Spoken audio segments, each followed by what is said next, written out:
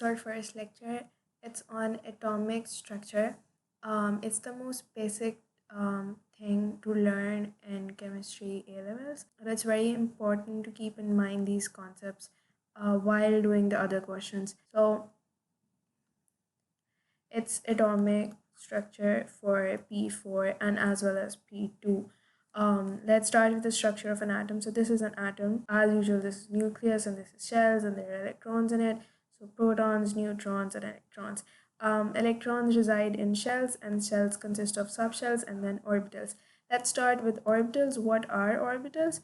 These are the energy levels where electrons can exist. As I've shown here, even shells are not definite circles. These are just the way to represent it so you can interpret it accurately, but in reality, it's not the circles. It's basically a region where electrons exist and have constant movement. So, like electrons move like this. So, the definite area, we just highlight it like that and draw it in a circle. It's never a definite circle. One orbital can always accommodate two electrons at maximum. There are four types of subshells, S, P, D, and E, which have a different number of orbitals and thus different number of electrons. One thing about electrons is they tend to occupy the lower energy orbitals first, which I have mentioned here. If this is an atom, then the inner shells are at lower energy levels as compared to the outer shells. Outer shells are at higher energy level. So whenever an electron approaches an atom, it tends to occupy the inner shells first and then the outer ones. So there is a method called Aufmann method for the filling of electrons. For example, shell 1 has only one orbital, which is S. Shell 2 has 2, which is sp, and shell 3 has 3 orbitals, which is sp and d, and then so on, and then 4 has 4 orbitals, sp, d, and f. So whenever you're asked to write the electronic configuration, you have to show it by the subshell number. So if you are asked to write the electronic configuration of, for example, sodium, so sodium is Na11, so you write it as 1s2, 2s2, 2p6, 3s1. So this is how you write the electronic configuration. But there is an exception. So for example, you have an atom whose electronic configuration exceeds the 3p. So it's 3p6, now there's 3d, and then is 4s. Now, according to this sequence, electrons should occupy first the d orbital, but that's not the case. It's an exception here. Electrons tend to occupy the 4s orbital first and then the 3d orbitals. It's because 4s orbitals are like this. This is 4s and this is 3d. It's the pre-filling case. So when electrons occupy these orbitals, 4s jumps up 3d, and then this becomes this. And then when you remove electrons, you remove first from 4s and then from 3d. Here's a representation of the Aufmann method. So it's 1s, 2s, 2p, 3s, 3p, 4s, 3d, and then 3p. So according to our A-level syllabus, we learn till 4s. Let's talk about the stability of the subshells. Completely filled subshells are more stable than half-filled subshells, and half-filled subshells are more stable than partially filled subshells. For example, if we have S2, it's completely filled. It's more stable than S1.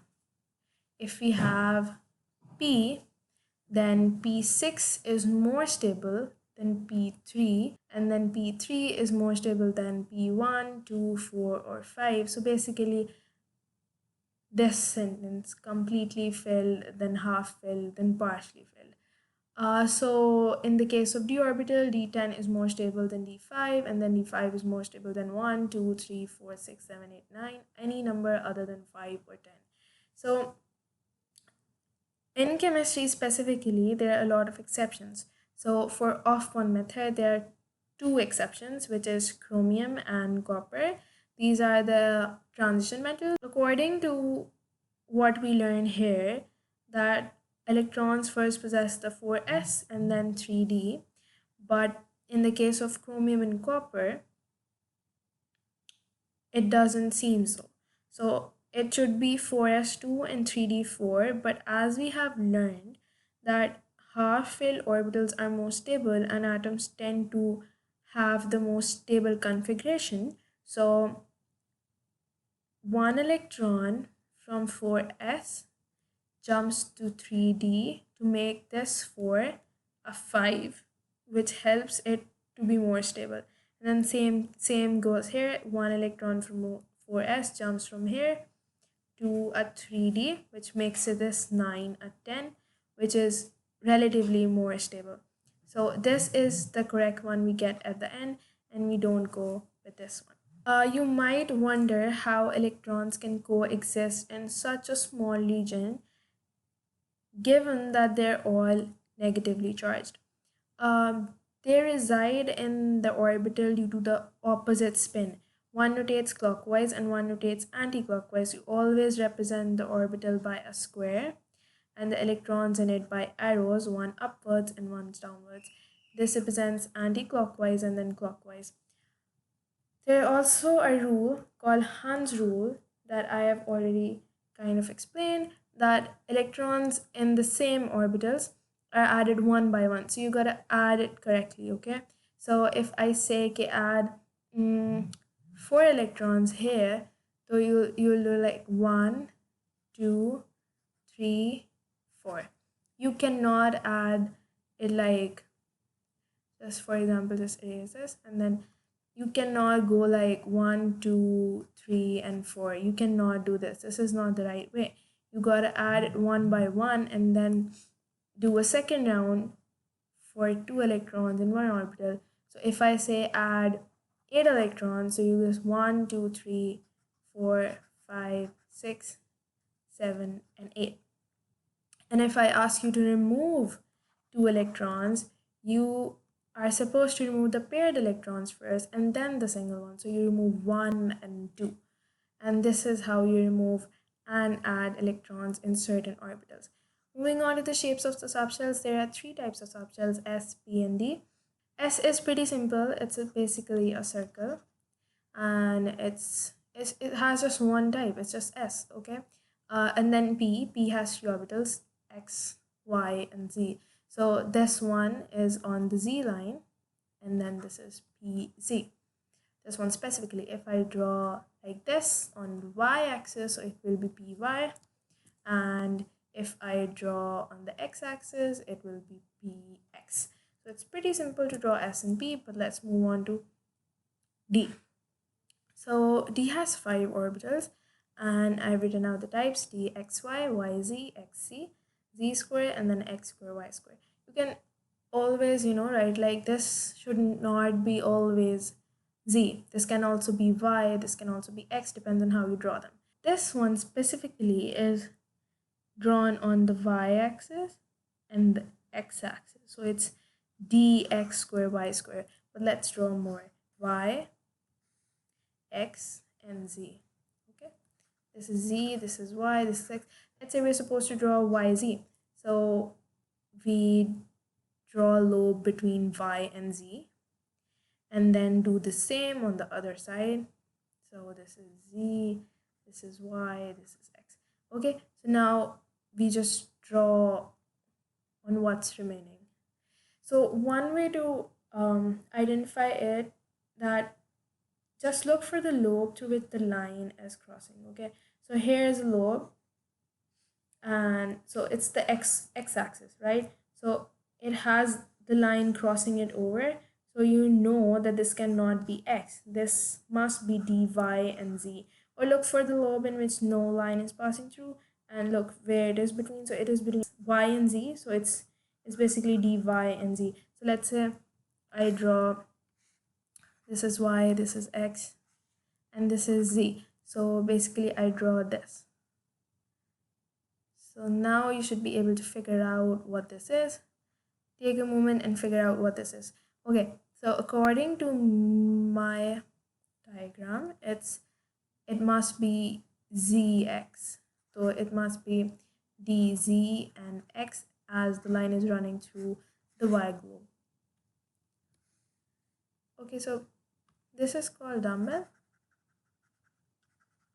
and this is the four-lobe structure, just to remember why. Okay, next moving on to the trends of periodic table, starting off with atomic radius. It's the most important. It tells us about the size of the atom. And of course, size has tremendous effect on the way an atom reacts. That, as I mentioned before, that in across a period, the shell number remains constant, and as you can see across a period, they all have two shells, and then they all have three shells, and they all have four shells, right? So as the shell number remains constant, but the proton number keeps increasing, which increases. So this is basically what's happening. So this is a proton in which a proton number keeps increasing, and these are the shells, and which have of course electrons in it. So as the number of shells remains constant across the period, and then the proton number keeps increasing, which increases the nuclear force on the electrons, because shielding effect remains constant. Again, shielding effect is the inner electrons shielding the outer electrons from experiencing the nuclear force of attraction. So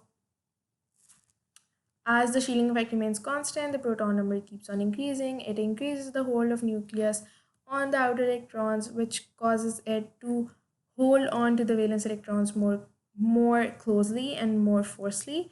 So the size decreases. So as we have learned that radius decreases across a period. Why? Because nuclear charge increases, shielding effect is constant, nuclear force on valence shell increases, and ionization energy increases. This we shall learn in a few minutes. Down the graph, shells increases. So which means that shielding effect increases. So if we add more shells, then the nuclear hold on the valence shell decreases, which makes these electrons move farther away from the nucleus, and which increases the size. So yes, radius increases. Why? Because shielding effect increases, because down the group there are shells adding on which shield the nuclear force on the valence electron. Why? Because number of shells increases and nuclear force on valence shells decreases, and then the ionization energy decreases. Being the A-level candidates, this is something we should all know. It's the extra thought. As metals lose electron, so for losing the electron, nuclear hold on the valence electrons should be less, which is possible if the size of the atom is large enough. So as we are seeing that on the right side of the periodic table, the atom size is relatively bigger. So right side consists of metals, and then non-metals gain electron, which is possible if the size is small and nuclear hold is greater. So this side is non-metals, and then this is transition metals, which is a whole other topic. So yeah, moving on to the trends of ionic radius. So cations lose electron and then become positively charged, and anions gain electron and become negatively charged. So let's see their trend. So this is the graph showing the trend of the atomic radii across the period 3. In A levels, we usually study the period 3, but we can relate it to other periods too. Don't worry about that. Okay, so this is sodium, magnesium, aluminium, and silicon. These are the cations, and then there is a drastic increase. This is because the number of shells increases from 2 to 3, and a shell affects the size greatly. So this only loses one electron. So the point to be noted here is that the number of protons remains same, but the number of electrons changes. So the same nuclear force is now acting on greater or lesser number of electrons, which affects the size. Just keep this point in mind. We'll do a question later. So this is the size, and this decreases because it loses 2 electron, it loses 1 electron. More nuclear force is now being projected to lesser number of electrons, and this loses 3 electrons. That is why it's become more smaller, because there's a large nuclear force acting on very few number of electrons, because it's losing more and more electrons. And then the same goes here. There's an increase because shells increases, but eventually the size decreases in anions too, because as you can see, it gains 3 electrons, it gains only 2 electrons, it gains only 1 electron. So the number of electron decreases, which results in the decrease of size. So this is the point I have mentioned before, that nuclear charge remains same, nuclear force remains same, and only the number of electrons change. So this is a question you might wanna pause and try it. So let's say it's largest, and then we say the smallest. Okay, let's write the number of electrons. It's 10 electrons, it's 10 electrons, it's again 10 electrons, it's again 10 electrons, and then this is 18 electrons. Of course, this one is the largest, so we just write argon 18. And before, we have learned that cations are smaller than anions. So there's only one anion, so it's obvious that oxygen goes here. And now we have to decide between these 3 cations. So we'll see which one loses more electrons. So aluminium loses the most electrons, so it must be the smallest size. So aluminium comes here, and then comes magnesium, and then comes sodium. So yeah, if you figure that out, you're smart, good job. Okay, trends of ionization energy. First, learn what ionization energy is. It is the energy required to remove 1 mole of electrons from 1 mole of gaseous atoms to form 1 mole of monopositive gaseous ions. Do remember that these are carried out only on the gaseous state. They're first atomized in the spectrometer, and then ionization takes place. Also, ionization is a successive process. Every next ionization is always more, because net nuclear charge increases and nuclear force of attraction is now acting on lesser electrons. It's because if you remove, if this is a proton, these are the shells, and same thing, that protons remain same, but if the electrons are decreasing, then same proton is acting on lesser number of electrons, and thus it holding it with a greater force, and then the next ionization energy will obviously more.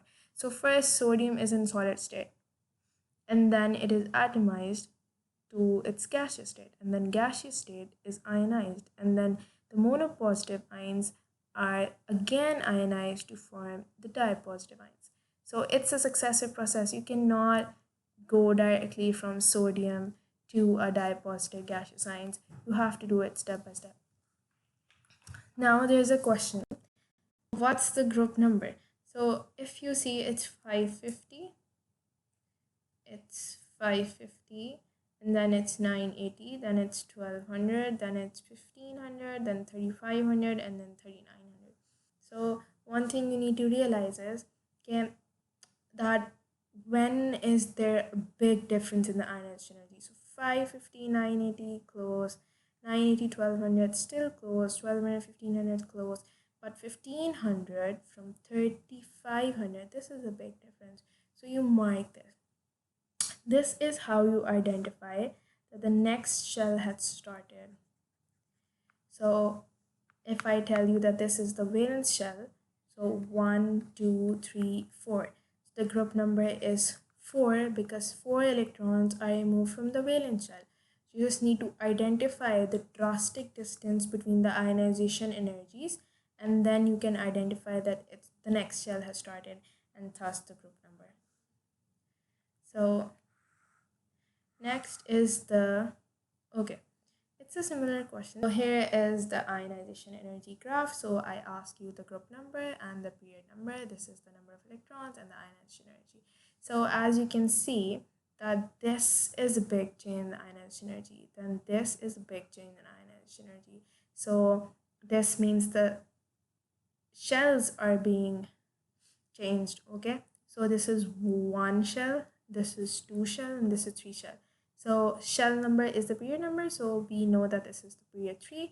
And how do we know what's the group number? Group number is the valence electron number. So this is 1, 2, and 3 electrons, so group number is 3. So you can identify it by the periodic table.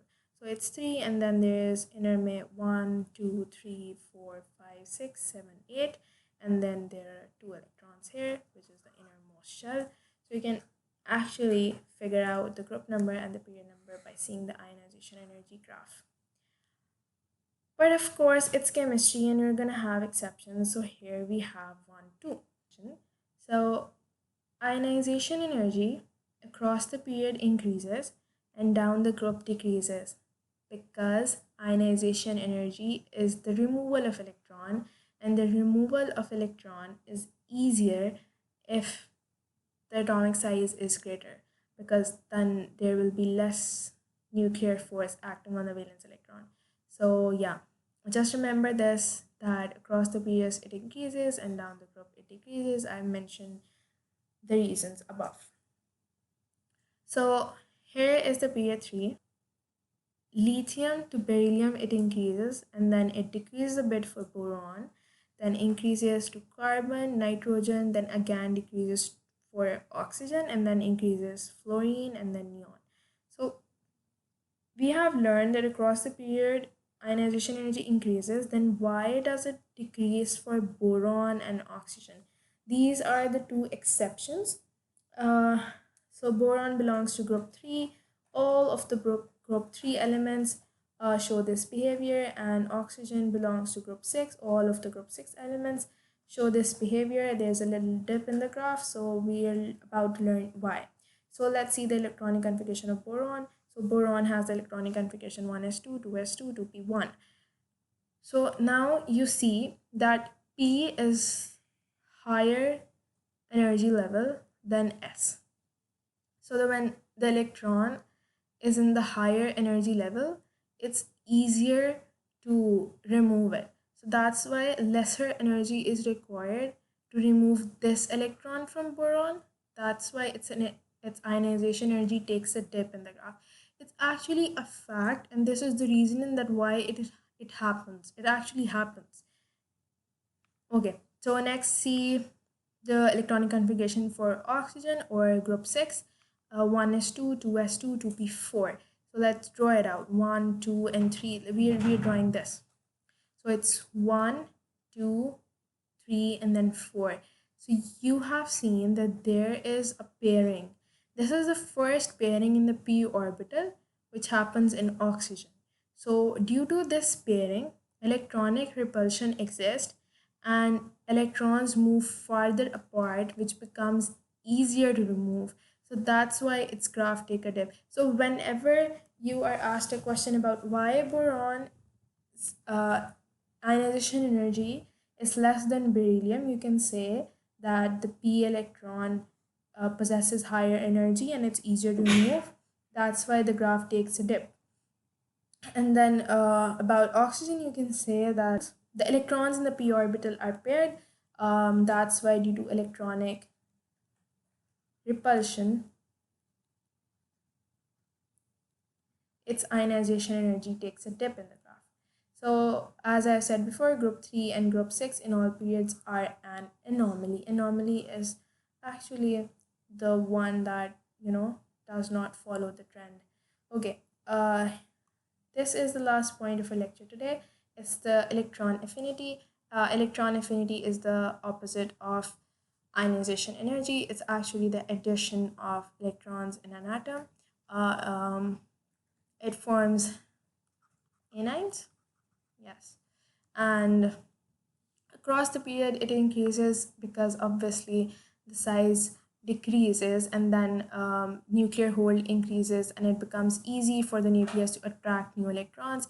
And down the group, it decreases because size increases, nuclear hold decreases, and it becomes difficult for the nucleus to attract the new electrons. So it's also a successive process. So it's also happened on the gaseous state. So you put it in a spectrometer. Spectrometer we learn at the end of A levels.